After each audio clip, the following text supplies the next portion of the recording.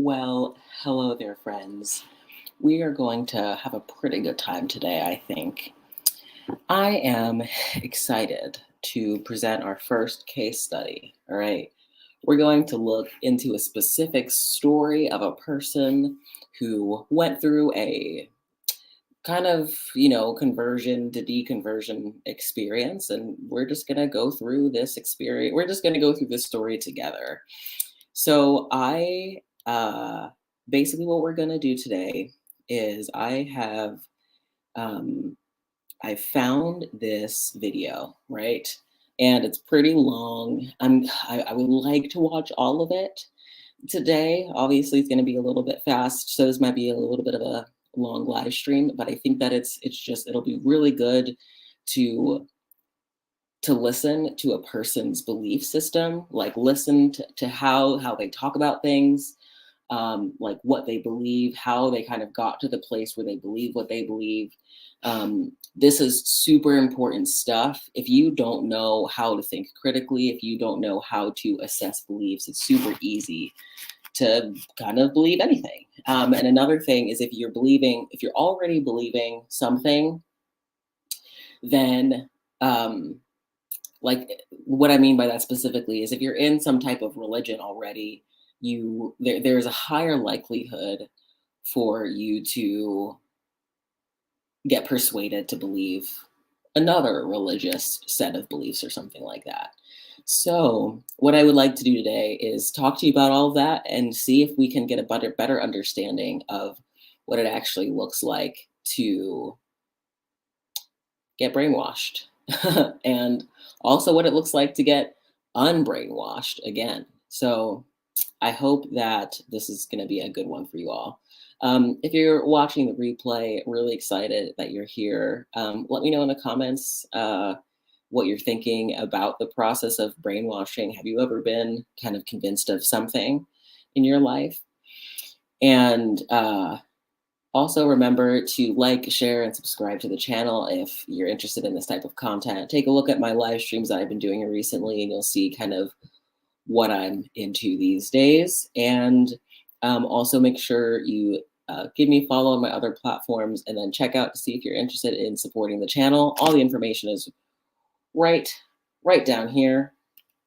And so that'll be here during most of the video, probably all of it if I don't take it off. But all right, we're gonna get started. We're gonna begin here with this video, and we'll see how it goes. Okay.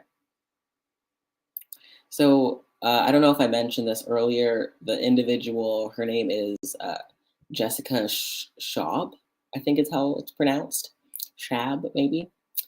And yeah, so we're gonna check this out. This was a little bit ago, and you can see that it was 9 years ago. I don't know if you can see my mouse, but here, this is lit up here, down here, 9 years ago. So this was a little while ago, I believe. So as you're getting into this, we're obviously going to be watching this from a perspective of knowing that this person has kind of deconverted from this position. So it's super interesting to watch someone talk like while they're deep in the belief system. Okay, so this is going to be super interesting. We're going to start off with her childhood, and we're going to go from there. The other thing that I wanted to make sure that I mention is that uh, uh, I also want to talk about neurodivergence in this video. I want to talk about how neurodivergent people, in my opinion, can kind of be sometimes more susceptible to believing in spiritual things. Like I think there are some aspects of neurodivergence that might make it more likely for you to get pulled in. And specifically in the new age, there are concepts like the starseed, and concepts like indigo children and stuff like that. So when people read lists and they're like, wow, that looks exactly like me, they might be more likely to kind of start ascribing to that label. And then after they ascribe to the label, they might then kind of step further into more spiritual beliefs. And some of these beliefs, in my opinion, can be really problematic and unhealthy. So we're going to go through this process. I have like quite a bit of notes that I've written before, and definitely some things that'll come up now, and I definitely want to hear from you as we share. So let's get started. Okay, so why don't you tell me, like when you, like the early childhood kind of thing with the relationship with your father and how you sort of tapped into all of this? All right. I was very, very shy growing up. I actually didn't fit in, surprisingly. I didn't really have friends, but my age, I actually did have a lot of grannies, which I adopted. I had 50, and they taught me how to knit and crochet and things like that. I retreated a lot into cartoons, and it really came about when I was 16. That was the big trigger, if you will. Before that, though, I do remember saying things in school like angels are aliens and aliens are angels. But so you would say this in school? Yes. And what would be the reaction to the children around you? Oh, laughter, ridicule, yeah. Mm-hmm. Okay. And why would you say that? You know what? I really didn't know. Okay. It was almost like channeling, but I wasn't aware I was channeling. Okay. I just started Very interesting. Okay. Oopsie. That was my bad. Honestly, I was just in school. Okay. All right. So I'm sorry about that. Okay. My bad. All right. So super interesting. Also, hey, Genius. Good to see you here. We are real quick, straight off the bat. Okay. She's already kind of listed a bunch of different traits that are common in neurodivergent individuals. One of the things was things like finding it difficult to fit in with other kids. And then also like being older for your age or kind of not relating to kids your age. And she talks about having like grannies, like older people that she was able to relate with. I think a lot of these kinds of, like, I know I have always resonated with the idea of being an old soul, kind of like, yeah, like, I don't know, the feeling like maybe I've been here before. Like there's I don't know, those weird kind of feelings that you have sometimes. And I definitely resonate with that. And then already as a child, she has a lot of ideas about aliens and angels and things like that.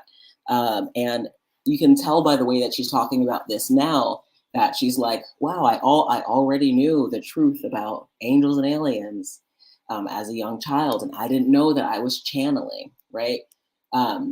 These are all clear indicators of kind of the belief system. You can hear the belief system starting to creep in here. And I think I want to try to give a little bit, I'm not sure how much backstory she gives in this, but I do want to kind of, I think she will talk about it later, but she started out, I think, in another religious group and then moved over to more new age beliefs, but we'll obviously see how that happens. Already, to me, really a pretty fascinating story. Yeah, so I think that she's definitely someone who's had a curiosity about spirituality, a curiosity about like bigger things, it seems, from a young age. I was similar to that. I'm not sure if any of you who might be neurodivergent also relate to the idea of feeling like deep feelings from a really young age, or feeling like there's something bigger going on and not really knowing exactly what that was. So I'm curious if any other of you have experienced that. Let's continue. Yeah. Okay. And why would you say that? You know what? I really didn't know. Okay. It was almost like channeling, but I wasn't aware I was channeling. Okay. I just started sharing this information, and it was even before I even knew what was going on with my father. So just thinking back to it, that's kind of interesting and different. Okay, so what happened then? I mean, obviously this is what you did on the early days. How did you progress at that point? Because I know there's a part in which you actually kind of tried to reject that world. Can you talk about that a little bit? Well, yeah, because when you first get into this information, it brings about an existential breakdown. You let go of everything you think you know about yourself and the world and everybody. So it is, in a sense, a little bit of a death. Real quick, that is very true.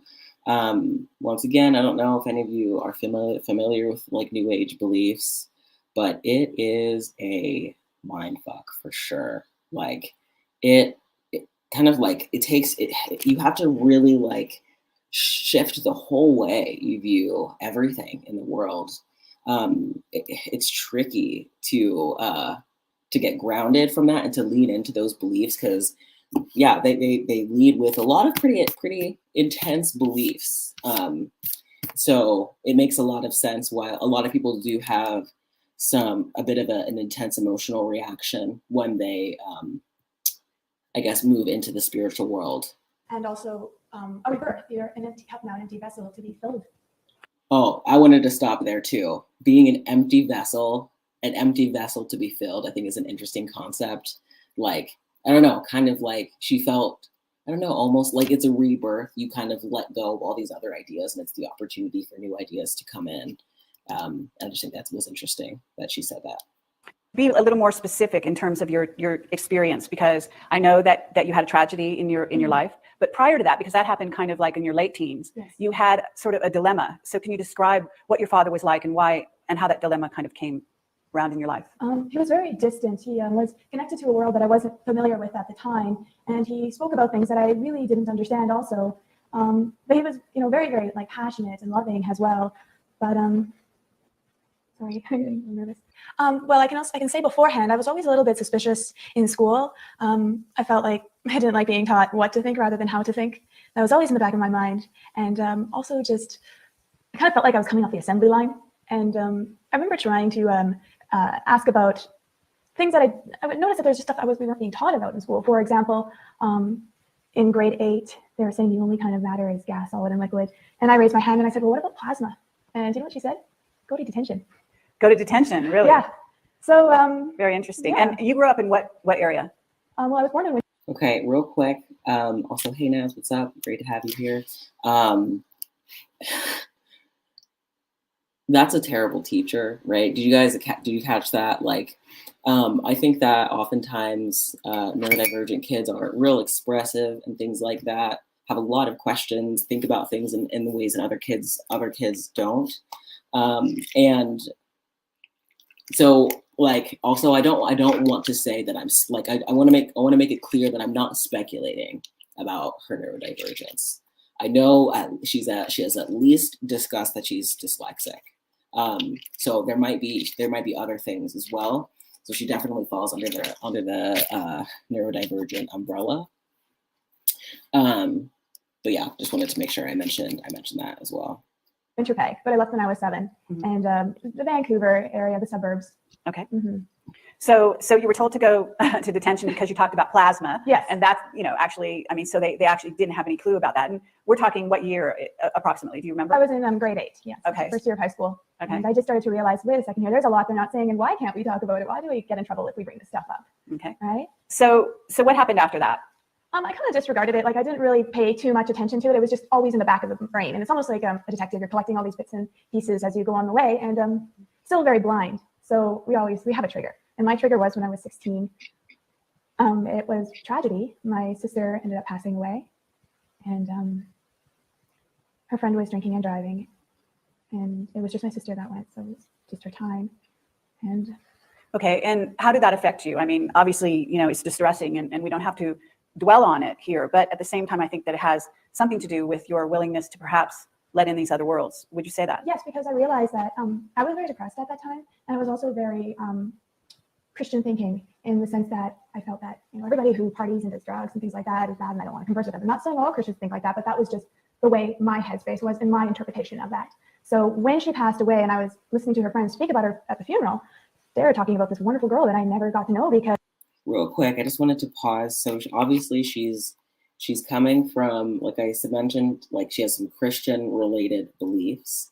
And also, when it's super important to mention the fact that tragedy is a huge indicator of, I don't know, like a vulnerable time for a person in terms of belief systems. And I don't want to say just tragedy, because it's more than that. I would say that it's also things like change, even like if you're feeling not like yourself, you're feeling off, you're not feeling purpose in life, any type of junction, transition, etc. That is like an ideal time to swoop in and like kind of talk to another person or get a person to believe in other beliefs. So that's another thing that I want to mention. Also, yeah, it's devastating that her sister passed away like this. And there's no way that this isn't going to have a strong impact on your life. Because I shut her out because I was very judgmental. So right then and there, I just vowed to myself that I was never going to judge people by what they did. That wasn't who they really were. It's just experiences that we come here for. It was a very...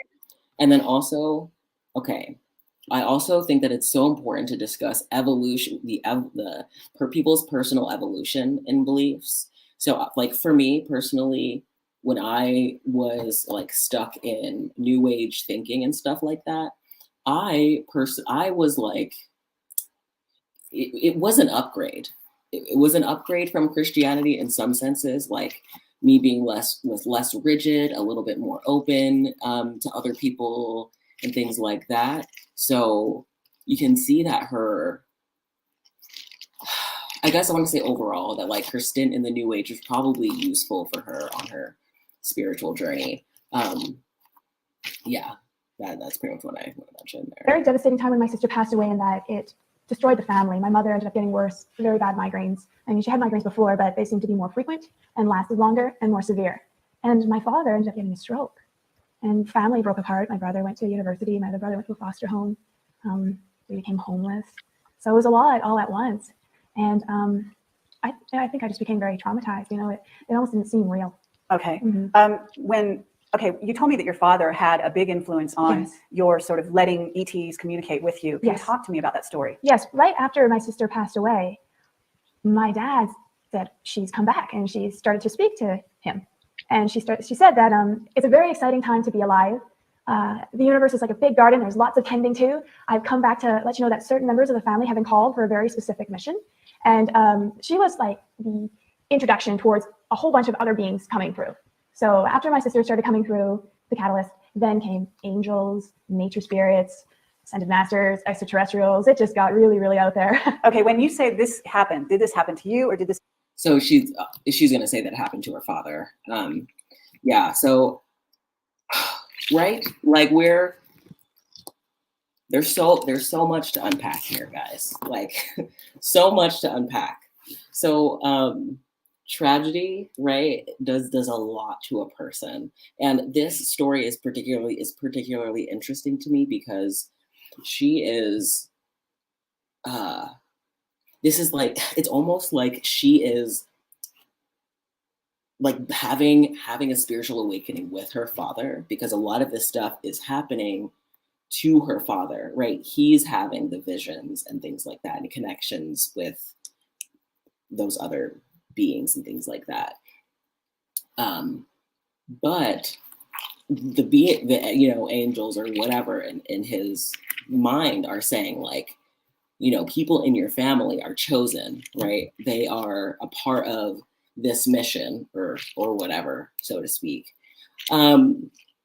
Yeah. Oh, goodness gracious. Like it's so difficult to me to think about how that's a lot of pressure to put on your kid.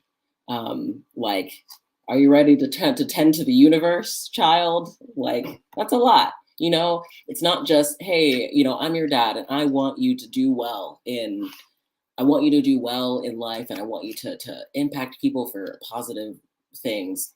It's like, hey, it's not just me. It's like these alien beings are telling you that, you have some higher power, higher purpose, or something like that. He was really shocked and taken aback. It was exciting, and he just had to share with the family because he didn't really, I don't know if he knew what to make of it at that time, but he knew that he needed to share this because it was a big thing to my sister. The interesting thing about that, how that she came back, was mediums can only speak to people who passed away if they haven't crossed over. She had crossed over, and then she came right back. So I don't like, like this video isn't about mediumship, right? But this video is about like assessing how individuals pick up beliefs. And so there are like a bunch of claims that are kind of like mixed in with this example here. So first off, like mediumship is a real thing, right? That's, I guess, the first claim. Second is that mediums can only communicate with beings who have crossed, who are stuck here. Like, where is here? Like, what does that mean? What does it mean to cross over? Like, what are you crossing over to? There's a lot of stuff there that that is just not obviously very well explained. And you know, if someone's getting into these beliefs, all that has to happen is someone to say, "Oh yeah, mediums are real, and they can only connect with them when, you know, they haven't crossed over to the other side." Like you're, and when someone, especially when someone talks about it with confidence, it's so hard to cut to like, it's so hard to convince yourself that they're not, I guess, telling the truth. Okay, when you say she came right back, what do you mean by that? Do you mean she was reincarnated in another body and coming to you from there? Or do you mean that she was in another dimension? She was in another dimension. Okay. Yes, the fifth. And my dad described her as very, very bright white light being appeared to him. So where is the fifth dimension? I really don't know, you know, where that is. People, a lot of New Age people talk about the dimensions and things like that, and I don't really ever think that it makes a whole bunch of sense, because yeah, it just doesn't. I remember when I was in the New Age, I did a lot of research on the dimensions, and it was really hard to figure out like what they actually were, because obviously we have a theory of like the multiverse theory is a thing. But unfortunately it might not be likely that it's like actually real, which is a bummer, because I want there to be multiple universes. I think that'd be really awesome. And your father talked about this. I was very hurt, very upset, because she's passed away. You know, it's like dumping salt on this wound. You know, it's not very funny at all, Dad. You know, particularly because he had a stroke. And when he had the stroke, he didn't know who we were. He couldn't work. You know, I felt like I lost my father. And so now to talk about something like this, you know, you're crazy. You don't know what. So he had about. these experiences after he had the stroke, is what you're saying? Yes. Okay. So I thought. He must have recovered fairly well, though, to be able to communicate. I mean, he didn't have. So the other thing that obviously that's to mention, the other thing to mention here is the fact that it seemed like he did have maybe some mystical beliefs before the stroke, but it wouldn't be surprising if he like began having like odd experiences after some type of condition, like or a medical event like that. I think a lot of even like physical trauma, emotional trauma, even like trauma from like a sickness or something like that. I've heard people have like spiritual experiences, or start to have spiritual experiences after some type of intense event like that. All right. I'm skipping through some of this information because it does move a little bit slowly. I'm trying to just pick up like major ideas. I really, really wanted to be normal. And it was never going to happen. Okay. I just had to. It took me a while to get to that. But he wanted to tell me about his experiences and all these beings that were coming through and what they were saying. And they were talking a lot about me. Okay. And I did not know what to think of this. I really wanted nothing to do with it. And so I would just go to the library or the bookstore, and books would start falling off the shelf with the same kind of context information that these beings were speaking to my dad about. They'd fall right at my feet. And again, I was still very Christian thinking, so I'm like, this is a devil. So I just ran out, freaked out. And it's funny. How did you get over that, though? Okay, really important point here to make. So one of the main ways that people convince themselves to believe things is through confirmation bias. So yeah, so you know, her dad is saying, hey, you know, these beings are talking to me about you, you're special, X, Y, and Z. And she's trying, you know, maybe she's resistant to the belief, but there's maybe a part of her that's curious about it. And so then she goes maybe to the bookstore and notices these books and things falling off the shelf. And then she's like, well, you know, maybe I am special. Maybe this is like a magical thing that's happening to me. Like it is pretty interesting that a book would fall off the shelf, you know, all of a sudden. But it doesn't mean that it's an entity by any means doing that. I have like sometimes you set things down in a particular way and you walk away and hours and hours and hours pass by and nothing happens. But then for some reason, like the way, if it's like tilted in a weird way, or if, you know, something's on the wall, it can just fall, right? Like So you need to we're just not sure, we can't know for sure what was causing the books to fall off of the shelf, right? um it's okay to think that it could be, something mystical, but I would want to make sure to kind of like cover all of your bases first in this realm before you try and think about like other things other than this.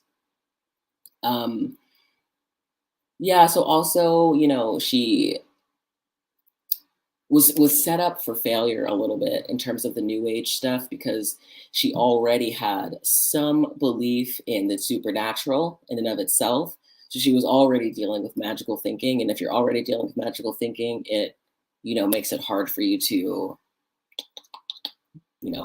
not get into a toxic belief system. If you had this mindset that was Christian thinking, how did you sort of move beyond that? Oh, I'll get into that. That's Okay. coming up. So I would just, go walking down the streets, and people would come up to me, people I knew and people I didn't know, and they would hand me the books. Again, same kind of information that would, like the ones that my dad was talking about, similar to the context of the books in the library. They're like, I don't know. More How do you not know confirmation that you're giving bias. somebody a book unless you're being inspired? Okay. And I still would not look at the books. And Okay, real quick. So confirmation bias is super interesting. And so she's like, people are coming up to me and handing me these books. So it probably definitely means that I am, chosen or something like that. And it's funny because like I heard this guy talking about something, and he was having his own, spiritual journey, and he would run up to people and just like say beehive like to them in their face. And he lived in an area where there was a lot of like spiritual people. so it requires A lot of spiritual people around, and oftentimes they would be like, oh, that's exactly what exactly what I needed to hear. And then that person will probably run away with that, thinking that the deities or something like that orchestrated this person to run up to them and say beehive randomly. But this guy just wanted to say beehive just to see what would happen, right? It's just, yeah, we don't know why things happen, and just because we don't know why they happen doesn't mean that it's like good, deities or something like that. those beings to be even more persistent. I like to call it angelic kick in the butt. Where I've been working in the film industry. Right after my sister passed away, I left school because my parents, they were just, they weren't able to work. So I decided that, we go to school to learn how to make money. I'm out of school, I'm out of this. And I went into the film industry right away. My very first day of extra work, I got lines. And so I thought that was normal. The next day, I'm like, when do I get my lines? And they're like, you don't. So, So what happened? What did you do then? You didn't get lines. Are you saying you just became an extra? I did extra work. I did acting. I did stunts. I did stand-in. I did crew work, set deck. Open to it, but I wasn't necessarily closed. I was just thinking that this is my experience. For whatever reason, life has taken this turn, and it's for a reason. So I should do some investigating. Okay. And how old were you at this time? I'd say about 17. Yeah. Okay. A year later. And I think she said she was 22 now. my dad actually started to talk about his experiences, that he actually was aware of this stuff before his stroke. It was just a bigger upgrade for him. But I found out that when he was 8, he was taken up on a UFO, and the whole family on the farm saw this as well. And they put a chip in his brain, and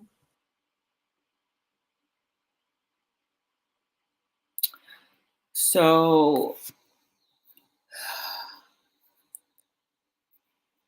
it's a lot to say, like,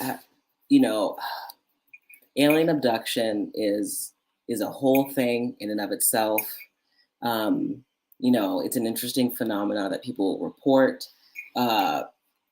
He believes he has a chip in his head. Like, I'm curious, I forget this what chip, he didn't believe that it was actually there. He thought it was a dream or something until not too long ago, before his stroke, I believe, that you mentioned. He was in the hospital, and there was a woman there that. So basically, like, yeah, like they were, like basically they were saying that like he had an alien abduction, and when he never had proof, like he was never allowed to get it recorded, or else the government would come to him or something like that. But like, I think he was supposed to get some type of an MRI done, but like for some reason, like the MRI machine stopped working in the building, and like because that happened, then definitely he was abducted by aliens. Like we want that's a little bit of a stretch for me. But yeah, I think I thought that was pretty interesting. That she kind of that her dad had like a lot of a lot of beliefs that definitely were impacting her. Say, Jessica, follow them. And I did, and they just vanished. They just Right, vanished. yeah. So he would Right in say, thin air, I turned follow the corner. them. So she's talking about how there are people who would sometimes like come to her door and then they would like disappear. I'm not sure like what that means. It's just like when we're watching her talk about this stuff, like we have to know that she has like recanted everything and been like, yeah, all of that was just like kind of stuff, and I don't really think any of it's real anymore. Like that's a lot to go. So she was definitely convinced of these things, convinced of these things before, before she started believing them. Okay, and then the other thing, there's a couple of other things that I want to point out here. I think I'm realizing that I don't know if I want to watch this whole thing because there's an article of hers that I think um, I'd rather read, but I want to Little stop things at a started to couple become points. really big. For example, one time I came home and I was very upset about this reoccurring problem. Like, why does this keep happening to me? And it's funny, I don't even know what it is to this day. So it's really big, right? But it popped into my head, Boggle. Go get the game Boggle. I'm like, huh? Boggle? What the heck does that have to do with anything? That's kind of a weird random tangent. But I went and got it. And then I got, shake it up, find some words. And I found like 10. And I'm like, all right, well, that's done. I don't really understand the point of this. And when I put it down, I got up and I turned around and I saw the board from another angle, and I saw all these other words I didn't see before. And I'm like, wait a second. And I walked around and I saw, more from the other angle, till I found, I think, 55. And then it said, okay, well, now you know why this problem keeps reoccurring. You're only looking at it from one perspective, one angle. I was like, oh my goodness, wow. And where did this come from? And then it just popped into my head. Allow us to introduce ourselves. We are your guides. And every time I tried to ask them who exactly they were, I got a different answer. And so I thought at one point they were playing with me. But in a sense, they didn't want to be locked into labels. In the beginning, we introduced myself as a crystal child. There's indigo, light worker, starseed, and also just Jessica, right? All right. So what's going on here? Okay, so we have a little bit of more, this is pretty much just like more confirmation bias and a little bit of misinterpretation of her thoughts. So we have really complex brains that are able to do really interesting things, right? We are able to hallucinate the presence of another person in the room with us. This had and the reason why I say that this has been proven is because there are studies done where they put people in rooms and they do stuff to their brain or whatever, and they report feeling the presence of another person in the room in a different variety of things, or their own or themselves in and out of body experience. So yeah, maybe, yeah, I'm not going to get into too much of this stuff, but so basically she has an intuitive thought. I've had intuitive thoughts before when I was same exact situation. I was dealing with some type of, I can't remember the specific situation, but dealing with a specific problem, not really sure how to fix it. I'd have a super random thing come into my head and I would Google it, and sometimes it would be nothing, but then sometimes I would find exactly what I needed to see. It would put me down the right exact path that I needed to be on in order to get it right or whatever. Yeah, so what she's experiencing is not isolated as some type of a spiritual event, right? It's just, it just is what it is. It's just, she had some thoughts. She had an intuitive thought. It was helpful for her. She had an epiphany. Her inner wisdom guided her to this realization. And then she had a thought about it being her guides. And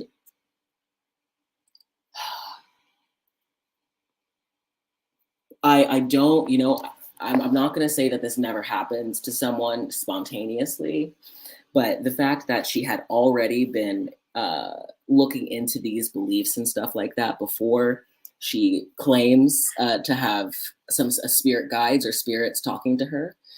But then, a little bit later, then she starts having spirit guides. Like that's how it happens for a lot of people. Like they see a channeler and they think it's interesting and maybe they want to learn how to channel, and so they go to a channeling class and then they learn how to channel and now they're a channel.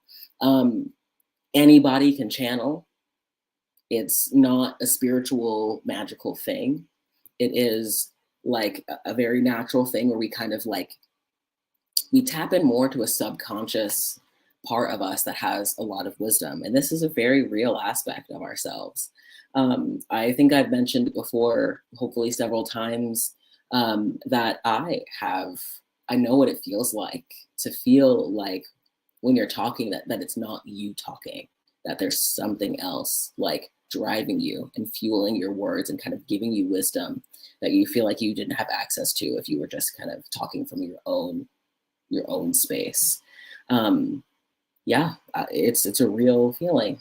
So I know exactly what she's talking about. It's something that you can do. You don't have to do it spiritually, right? If it was something that you could only access through religion, through deities or God or whatever, then I would maybe think that maybe the supernatural has a little bit more validity. But I can channel right now if I wanted to, right? I could just start channeling a message from who knows where. I don't feel like it, so I'm not going to do that. But I could. Same with speaking in tongues. Same with light language. Same with all of this stuff. It's just the human imagination. We are incredibly great. We are incredibly amazing creatures with amazing brains. So much that we're able to convince ourselves of really interesting things. So yeah, basically, we've got big brains and they do crazy stuff.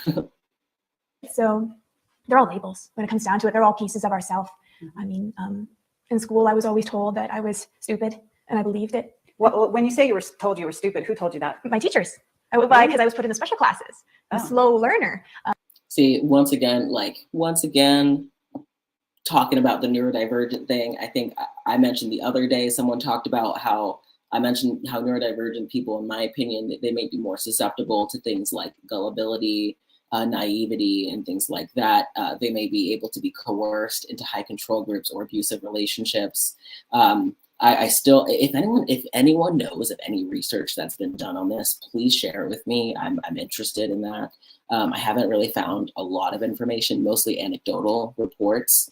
But yeah, I'm curious to kind of learn more about it. So she is first, like, yeah, she thinks she mentions her dyslexia coming up. And the students, and because I was very dyslexic and I learned very differently, and I couldn't see things the way they did, and also I didn't have an interest to. It's just so boring. This is not going to stimulate the soul. It starves that part of us. Okay, so but to get back to your story, you're in a position where you're starting to hear from your guides. You've heard stories from your father. Mm-hmm. So at what point were you actually sort of convinced that possibly what he was seeing was real, and those personages started to be appearing for you or become real for you? They never quite. So I think this is a great question. I hope that she shares a little bit about when she started believing this new thing. Like appeared to me in the way my dad did, but just started like what I was sharing with in school about being told I was stupid. It stayed like that until that was my paradigm. That's what everybody saw me as, until one day it dawned on me that someone's opinion of me doesn't have to be my reality. And when that happened, everything shifted. Nobody saw me as stupid anymore, but it doesn't mean I still don't have that part. Like, these are all facets of what makes us human. So I couldn't really judge anybody anymore because I saw myself in each one of them, no matter what they did. And what really took it to the next level actually was, this is very, very hard to share, but it's very important to share. Even though I was starting to become open to it, I was still very upset with my dad, because what I wanted more than anything was just a normal dad, and to be a father and not to be lost to this world, even though it was exciting. You're still a child and you need that kind of support. So I might get a bit emotional about saying this. That's okay. On Christmas Day, the whole family was around, and I just felt so hurt and upset by my dad that I told him, I hate you. Why don't you just die already? And he did. Okay. And when I you say he did, can you be a little more specific as to what happened? a week later, he had a brain hemorrhage and he went in for brain surgery and he didn't recover. Ah, that's awful. That's so bad. It feels so crappy to have something like that happen. Um, but that she said that part and it made me distracted. Oh, so she just, and I feel super bad for this kid because clearly the spiritual world is really exciting. The spiritual world is the spiritual world is super fun and interesting and exciting, but at the end of the day, like, this girl just needed her dad. Like, she didn't need, a guy who was hearing messages from guides and trying to save the world from who knows what and trying to raise the consciousness or whatever. She just needed a dad. Like, she just needed him to be present. And yeah, you can just hear the sadness in her voice, and obviously she feels a lot. You can see in her voice she felt a lot of resentment and frustration with herself for not sharing or for sharing her hurt feelings with her father, especially not in a way that she wasn't able to not in a way she was able to actually receive any closure. It was more just a difficult and painful conversation. Super sad that her dad didn't recover and he didn't end up surviving.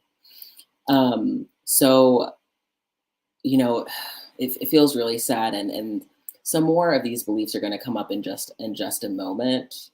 Some more of her like not so healthy beliefs. So let's keep tuning in. Well, I knew about how our thoughts create reality before What the Bleep came out. This information was being given to me by my dad's beings as I sat, and listened to what they were saying. That I knew that there was a huge response. Okay, so real quick, she said, okay, what the bleep do I know? If you would like to go take a look at that, it's a documentary about the law of attraction. It's a documentary that gives, quote, if you can't look down here in the corner, quote unquote, big air quotes, scientific proof of the law of attraction, which is not real. There are tons of quantum physicists and other scientist people who have debunked this and said that it's just not real. It's a misinterpretation of the double slit experiment. Anyway, and I think, never mind, that's not what I'm talking about. Okay. And then the other thing that she said is the channeled, the material in the What the Bleep Do I Know movie was material that her dad had channeled to her in the past. And you're like, oh, that's a sign that it's real, very true information. I am just here to quickly tell you, no, it's not. If you listen to a lot of channelers, they talk about very similar things. No channelers have ever, okay, let me say this in a different way. No channelers who have channeled supposed highly intelligent beings from other dimensions, beings that are so intelligent that they have apparently found out how to travel faster than the speed of light. They found out how to come to this earth undetected. They found out how to communicate with the species through telepathy. And yet there have not a single scientific advancement has been made from any of these beings, right? So what's the point? Like, your thoughts create reality. You are in control of your life. Like, great, I can have a life coach tell me that. Like, I don't need a channeled person to tell me any of this information. I used to be really impressed by channeling, but now that I kind of know a little bit more about where the information comes from, it's less impressive. Basically, what I'm saying is, when you the fact that the channeled material that she heard and the material in What the Bleep Do We Know was the same doesn't mean that the information is true. For it should raise the question, where did this information come from? Where do these where do these ideas originate? And if you look for it, you'll find it. A lot of people don't want to look. Yeah, so responsibility to what we're putting out and how powerful it is, that in a sense it is magic. So when I said that, I was so racked with guilt, and so mad at myself and so upset with these beings who were working with me. I felt that they chose the wrong person to do this mission, because I demonstrated myself as unworthy, that you get told that this is the power that you have. Your thoughts create, your reality, pay attention to them. And then you go and do something like that in a so seeming unconscious measure. Okay. Wow. So you can, and this is one of the ways I directly talk about how the law of attraction is so dangerous. So she basically said that this is such amazing information, that her thoughts create her reality, and she let these imaginary beings down because she thought something bad about her dad, and that caused him to die. It's awful that she believes this about herself. Okay, but did you also allow for the freedom of the other person, their sort of as a sovereign entity? In other words, that person being your father having a choice on whether to die or not? I didn't see that until later on. See, what happened was I didn't want anything to do with the beings after that. Just because I felt so hurt by what I did, that I'm like unworthy, like I said. So, but they still wouldn't leave me alone. And they said, you don't understand. You're only seeing it from one perspective. You're feeling very hard on yourself, and it's not necessary. You don't understand on the soul level what's occurring. Even though you told him out of anger what you told him, on the soul level, you said, it's okay, Dad. You can go now. We'll be fine. And that I had a contract with him that I would help him go when the time came. And that. So really interesting beliefs. Like, these are just things that people tell themselves to feel comfortable with what they're going through. It's a lot of the same stuff. I'm going to try to skip through some of these things. Minimum. I said I'm going to go for less than 900. And I did. I when I called the travel agent. So then we're talking about how this is kind of some stories about how she started to travel a little playing bit. all these roles and speaking to us in whatever comfort belief that we had. So that was always my approach and perspective on it, even when understanding what these aliens were, pieces of ourselves as well.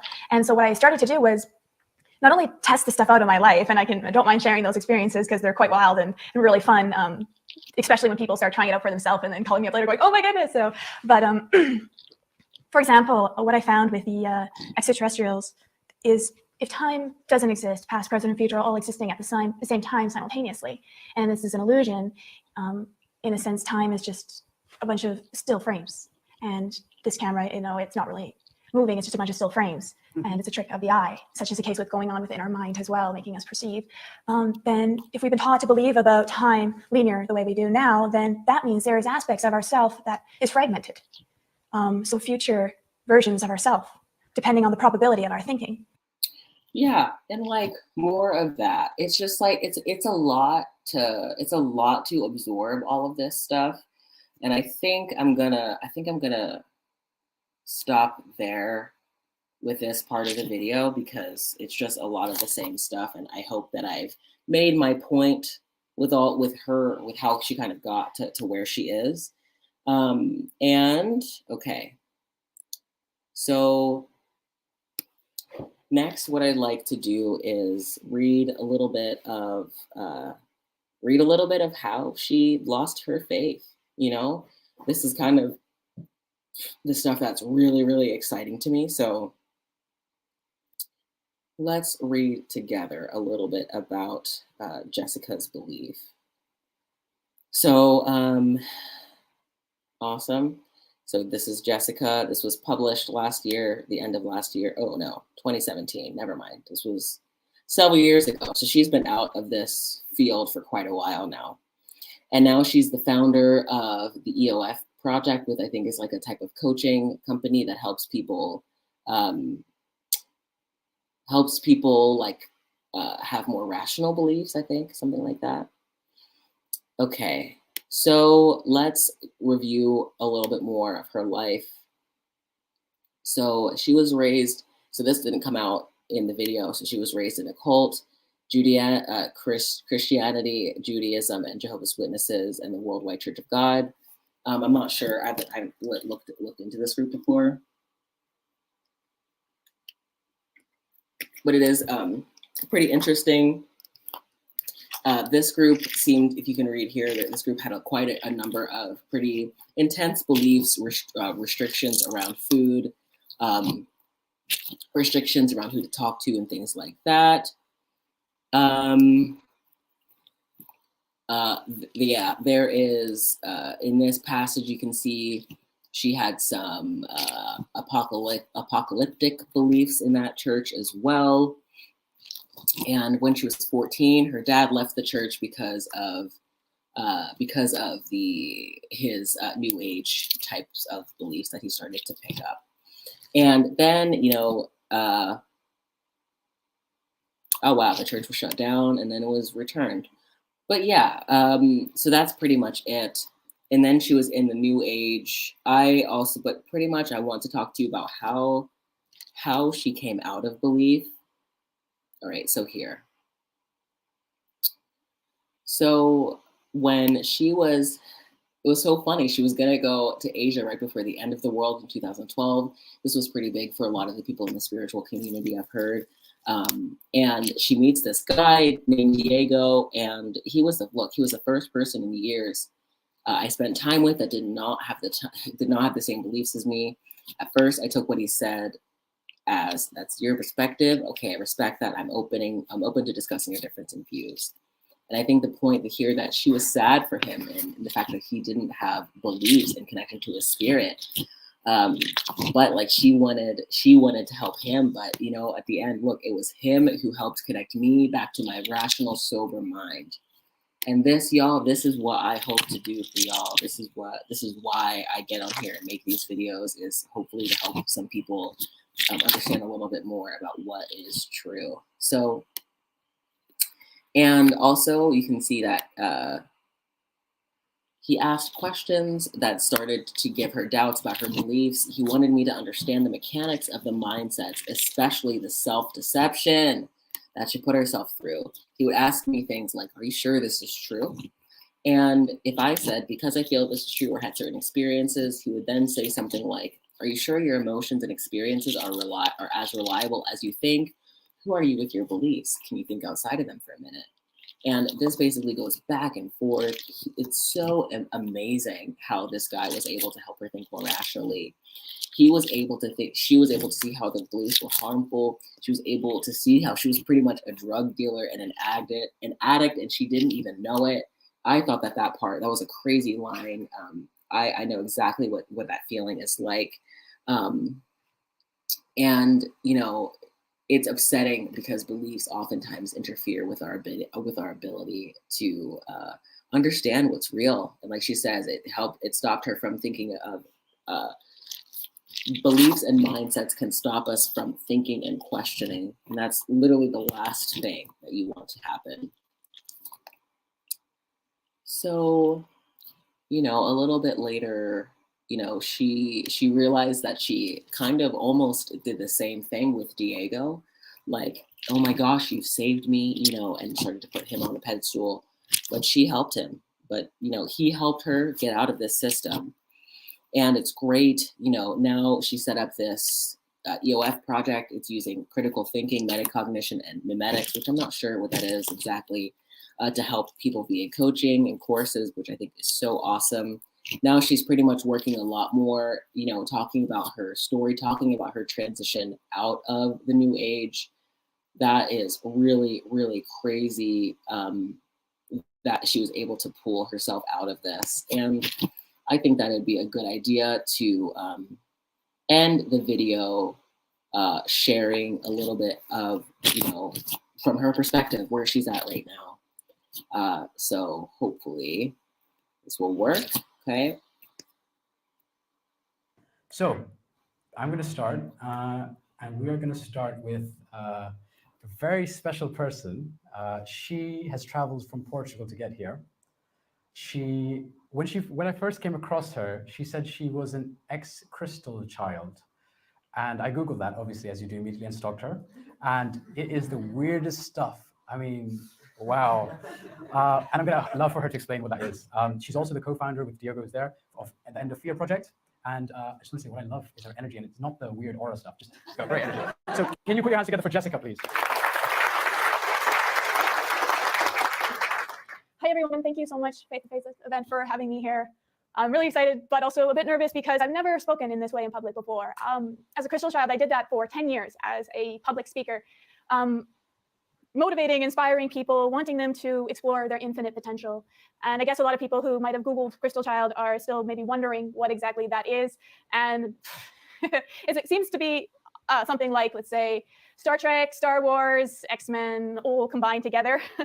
And it's very appealing because it makes people feel that they can do anything that they, I really should have brought my notes, my goodness. Okay, so it also makes you think that your beliefs create reality, that your thoughts create reality. It makes you think that you need to raise your vibration. And sorry, it's very challenging to do something like this.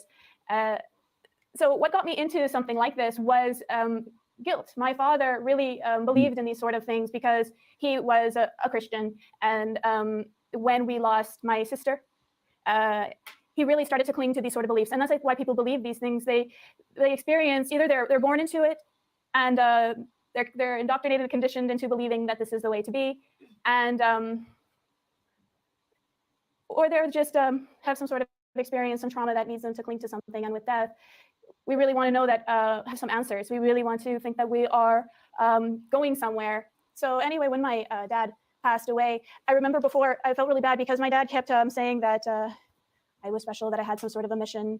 And he just strongly believed that. And I was really angry at him for wanting me to be like him. But when he passed away, I felt that I had to, I guess, make what he was doing not in vain, and to inspire others, and to, oh gosh. Obviously, she's struggling with her words here, but she just was a kid, you know. She just wanted to make sure her dad didn't do all this work in vain. She wanted to pick up after him and all this stuff.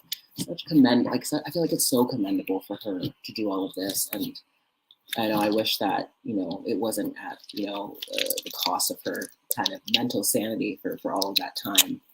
But you can tell that she just, you know, felt really bad and wanted to help her dad a lot. And I ended up doing, for some reason, people really started to take to it. And I got noticed and I started speaking all over the world. I got invited to countries. People offered to cover my expenses. And I was so sure I was helping, and only to find out that actually I was not. I was doing more harm. I was, it led to things like abusive relationships, even for myself. And I really wanted to understand why that was. I really wanted to explore why I conditioned myself to make this true, why I needed even with my father as well, why the guilt was so strong, and to challenge all of that, to start questioning it, to start exploring the self-manipulation as well, to ask why. I love that she mentioned the self-manipulation, because that's a really important part of this problem. Why do we have these beliefs? Why do we let them be an authority figure to think for us? Why do we let it take over our mind? And why does it allow us to become so gullible?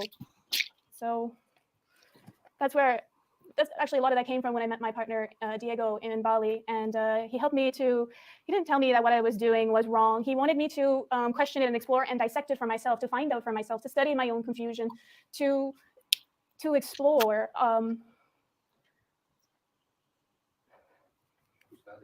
To study, of course. What was really disturbing for me was that when I went to Bali, where I met him, Bali, Indonesia, I found that there was a lot of the New Age movement was going on there as well. And I had promoted it for so many years, only to find that the New Age movement in Bali, there were so many spiritual workshops in 2012, the end of the world. And I found out that a lot of those people were ending up in mental institutions. I started to realize the real harm that this was doing. I started to realize the Stockholm syndrome, the protecting abusive people by saying things like, when I started to explore it, like, why? I chose it. My soul chose it. Yeah, some of these beliefs can be really messed up. People oftentimes ending up in the psych hospital because of these beliefs. People believing that they cause themselves to go through these different things. Some of this stuff gets really messed up after a while. This is a belief, or karma, because the spiritual New Age is like a combination of all the beliefs. So we are God, and so we are the ones that chose everything so we can overcome it, or just be unconditional loving. That's how I explained it to everyone else. I said it's just unconditional love, blissed out zombies, basically, and that's not really natural in a way that also, where is blissed out zombies? That's a good way of putting it. Our intelligence? Where is our questioning in that? And so that was really fascinating to me. I wanted to even go deeper into it and really start to dissect it and the mechanics of it.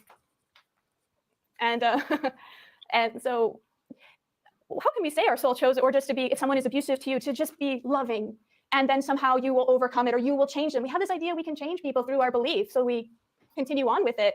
And I really think we need to all question it. I mean, there's nothing wrong with beliefs on a technical way, but we really need to be careful when it starts to become an authority figure in our psyche and start thinking for us. And so that is what we're doing also with our project. We're working with people who are ex-believers, people who are struggling with depression and anxiety, helping them to become an expert of their own mind, addictions as well, because it is all linked to beliefs. It is all linked to not even, sometimes even religious beliefs as well. I found, for example, because I was also religious, but I left religion, I found that actually I was still religious. I still had ideas like in a relationship, a man must come first, or I should sacrifice myself for others. These are all still religious sort of thinking. So great. She makes such great points here. Literally, I feel like this video of her talking is like the point of my channel in a nutshell. Like you delude yourself. You think that you're doing great stuff for the world. Like I truly believed that I was helping people when I was talking about this stuff, but she realized that you're really not. Like, you're really not helping people. You're teaching people false things. You're really sucking people back into religious ideologies. She's right, you know, about kind of this whole idea of like, I would say, indiscriminate selflessness, which is not healthy, I would say. These patriarchal beliefs. There are so many new age people, so many generic, spiritual, vanilla, spiritual, not religious people who will start to slowly slip in to some of that divine feminine, divine masculine. I need my, you know, the Shiva to my Shakti energy. And then they get like very much fall right back into toxic gender roles. I think if you want to be in that type of a power dynamic relationship, all power to you, as long as it's consensual. But if you feel like you just need to do it because it's the right thing to do, I would reassess that, you know, as soon as possible. And so all these things I wanted to understand as well. And this is what we do with people too, with our project. And we get them to understand the condition of their cognition individually. And so we also get them to understand about how we manipulate ourselves, and why we are making the same mistakes over and over again as well. Why we protect our beliefs by the idea that we're doing the right thing, we're helping, and yeah. Should all study and explore for ourselves personally, individually. Why do we believe what we believe? Why are these things so important to us?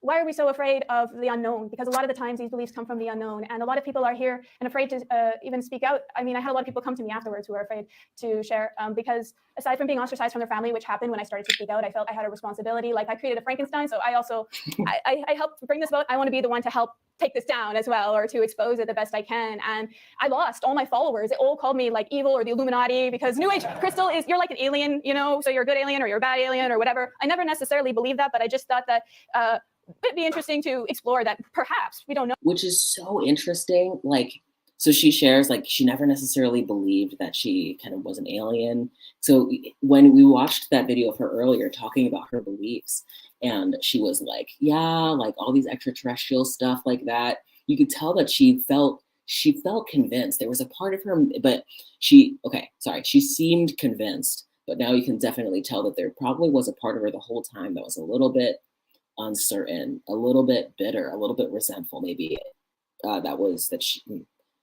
Maybe a little bit resentful, and those emotions stuck around until they were able to kind of be released, and she was able to let these beliefs go. Oh, so, and if it's helping people, what's wrong with it, right? But yeah, anyway, so this is what I wanted to do. I really want people to allow themselves to share and to not be worried what other people say to them about it, because it really is liberating once you're able to explore those fears exactly. And yeah, thank you, everyone. Great. So that's pretty much the end of it. I think this other guy comes up and talks a little bit more about some of the other things, you know, in that end of, I think this is some type of, you know, End of believer, a faith to faithless I guess is an organization that talks to people or does interviews with people who have left a variety of religions or spiritual ideas.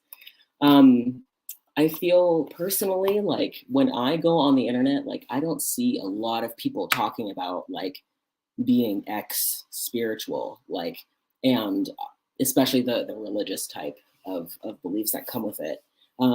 There are ex Christians, ex Muslims, ex whatever, but it's hard to find people like me and other people like her, Jessica.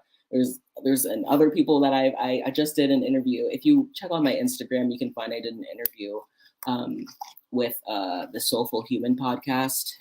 Nicole was awesome. She interviewed me over there about my story and stuff like that. So I'm looking for people who have the similar experiences to me. I just don't see a lot of people talking about it. So that's the point of what I'm doing here, is having these conversations. And if you're here and you're watching and you have questions, this is a great time to ask those. Before, just in case I run out. So, ask them now or forever hold your peace. But yeah, like I thought that this was important to talk about and go through, just to kind of see what it really looks like, when you see what it looks like when you believe something and you somehow find your way out of it. I'm really grateful that she was able to find her way out of this belief system. I'm grateful that I was able to find my way out of this belief system, and so I'm really I'm relieved and grateful, and I'm hoping that I'm going to be able to contact more people and have more discussions about this on the channel, just to help spread the word, so that people are aware of what it's like to pretty much delude yourself. Yeah, not a whole bunch of fun to have happen, but it's a lot more fun to get out of it and feel more grounded on the other side. It was super great to engage with you today and have this conversation about, about spirituality and brainwashing. And so that's pretty much it for the day. I hope to see you all next time. Peace and love. Adios.